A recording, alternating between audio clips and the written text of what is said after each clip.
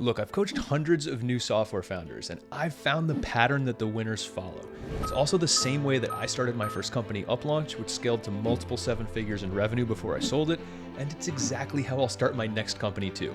What I show you in this video will be massively different than most of the conventional wisdom out there, so grab a pen and take some notes because this stuff works. I call this approach the 5 10s, and it all starts with the idea, 10 of them actually.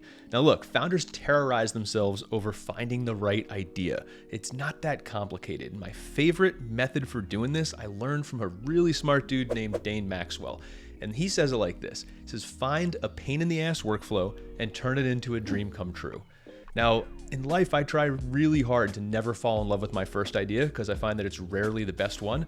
So when I'm going through this process, I force myself to make a list of at least 10 ideas, 10 workflows that suck, 10 possible product ideas, and then I start whittling down the list based on quality and how much I care about them.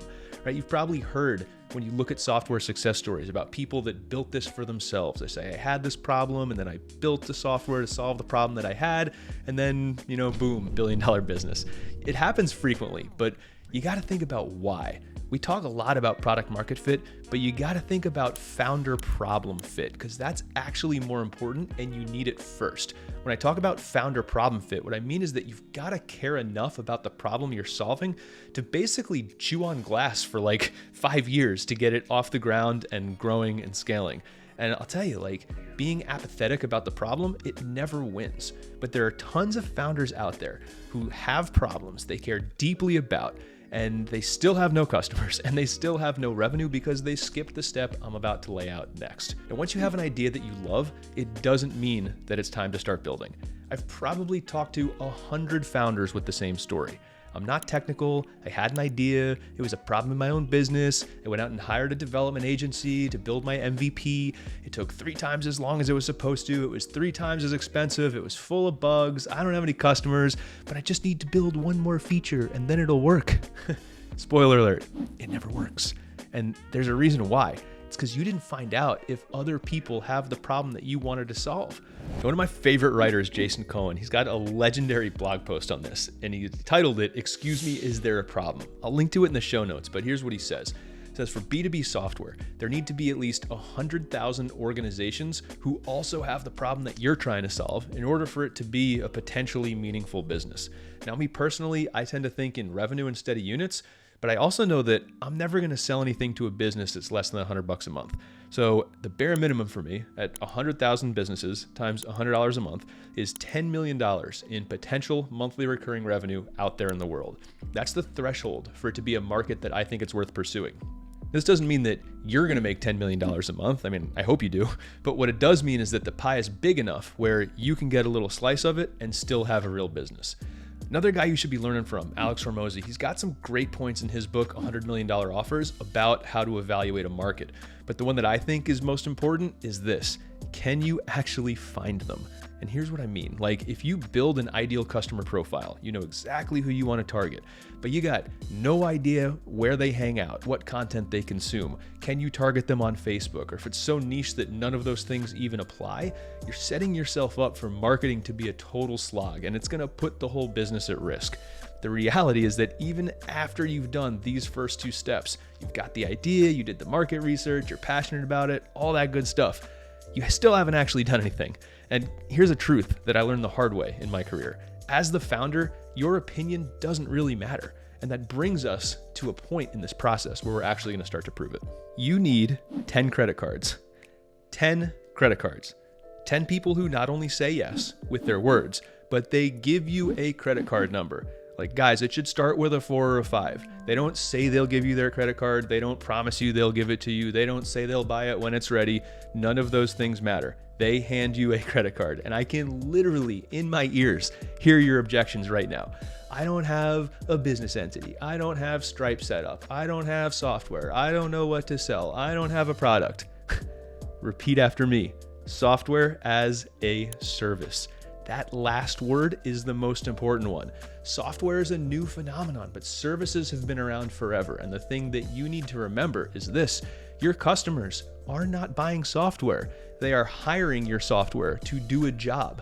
What they're actually buying is a job that gets completed to a satisfactory level in exchange for money.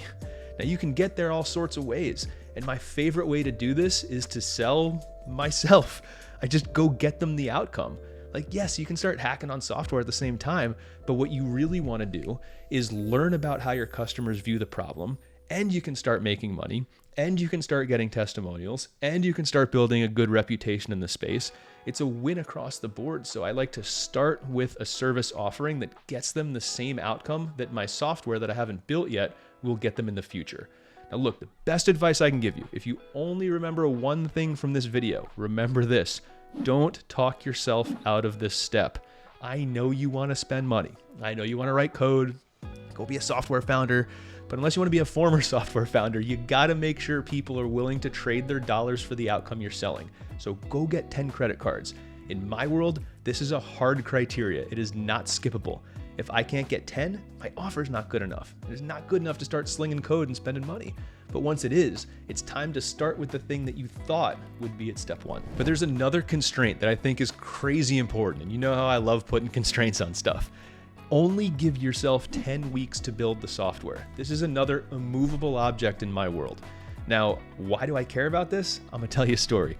When I built my first company, UpLaunch, we probably spent 30 weeks building our platform. We built so many features. We had like 14, 15 different features. We had settings, we had this and that. Guys, we didn't need barely any of it. I probably could have gone to market with 2 features and gotten the same results. And what ended up happening is that I spent all that time and I had a stack of like half-baked stuff, and I called it my MVP, and it's okay that it's kind of half-baked because, you know, it'll get better later. It's the wrong way to go about it. You got to pick one major problem, the same job that you're selling the solution to in your conversations, and you got to solve the shit out of it with 1 or 2 key features. That is all you build, and then you go to market. It's gonna be okay if your user can't like reset their password. Like, you'll figure it out, right? Those are bigger company problems. Solve one thing, solve it really well, and start selling with one goal. It's to replace the service that you're already selling with your software as quickly as possible. The outcome doesn't change. You're still getting the same result. It's just a different way to get there, hopefully with some better profit margins. Now look, if you do all of this, you're already doing okay. You got some money, you got some code, you got some momentum, but there's one more hurdle that you need to clear if you want this thing to actually be a business instead of a side project, and it's the hardest one out of all of them. Now look, I know how this works. Your first 10 credit cards probably came from people you know, or from people 1 degree of separation from someone you know. If you're building in an industry, you probably know people in that industry, you're gonna sell to them. Look, it's smart, it's good business, and it's exactly what I do. But your reputation is helping close those deals. Your relationship is helping close those deals, and your familiarity is helping. And look, unless you know 100,000 people at 100,000 different companies, you're gonna need to clear this hurdle to turn it into a real business. You need 10 strangers. This is when you need a legit marketing channel. You need to start building your funnel and start honing in on your sales process. It's that magical moment when your product stands on its own, when someone you've never met is blown away that you know exactly what they need, that you've built the exact software platform to help them get it done. It's the part that everyone dreams about, but you can't get there without following the process that I've laid out in this video, at least not on purpose. You might get lucky, and you might have good instincts, but I like to play the odds, and you should too. And hitting these 5-10s are the best way I know to get the odds tilted in your favor. Now, if you liked what I saw in this video, make sure to check out this one too, where I walk through exactly how to set goals in any business to make sure that you actually know how to hit them. And don't forget to subscribe to the channel so you don't miss whatever I ship next.